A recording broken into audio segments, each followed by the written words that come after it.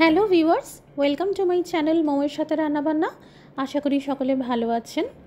ঘরে থাকা সাধারণ চাল যা আমরা রোজকার ভাত বানাতে ব্যবহার করে থাকি, সেই চাল আর সিদ্ধ আলু দিয়েই তৈরি করতে পারবেন খুবই টেস্টি নাস্তা।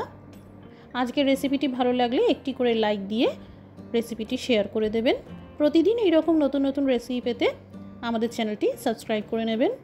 এখানে একটা গাজর নিয়েছি, এই গাজরের অর্ধেকটা গ্রেট করে নেব।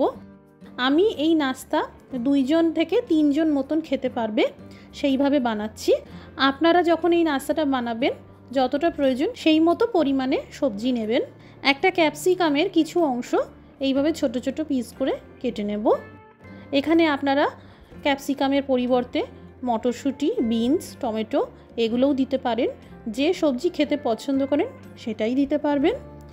যারা নিরামিষভাবে বানাতে চাইছেন পেঁয়াজটা বাদ দিয়ে দেবেন। এখানে আমি একটা বড় সাইজের পেঁয়াজকে কুচিয়ে নিলাম।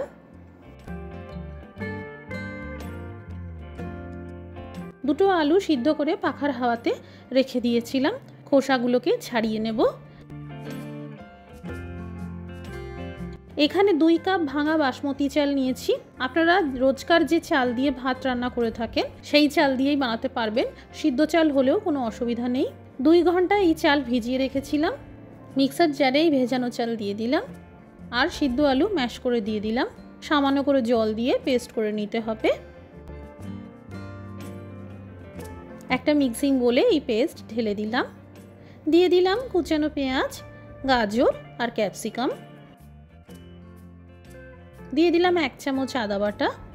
দিয়ে দিলাম লঙ্কার গুঁড়ো, হলুদ গুঁড়ো, চাট মশলা, ধনের গুঁড়ো সব 1 চামচ করে, আর সেই সাথে আধা চা চামচ গরম মশলার গুঁড়ো দিয়ে দিলাম। সব কিছু ভালো করে মিশিয়ে নেব। কুচানো ধনে পাতা দিয়ে দিলাম আর স্বাদ মতো লবণ দিয়ে দিলাম। আবারও সব কিছু মিক্স করে নিলাম।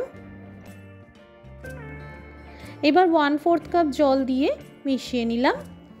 অনেক পাতলা ব্যাটার তৈরি করবেন না, এরকম মিডিয়াম কনসিস্টেন্সি রাখবেন। এই ব্যাটার খুব ভালো করে ফেটিয়ে নিতে হবে যাতে সব কিছু ইভেনলি মিক্স হয়ে যায়। এখানে ফ্রাইং প্যানে তেল ব্রাশ করে নিয়েছি ভাজার সুবিধার্থে। এবার মিডিয়াম আঁচে রেখে দিয়ে দিলাম কালো সর্ষে, আস্ত জিরে আর সাদা তিলের ফোড়ন। এবার 2 হাতা ব্যাটার এইভাবে ঢেলে দিলাম।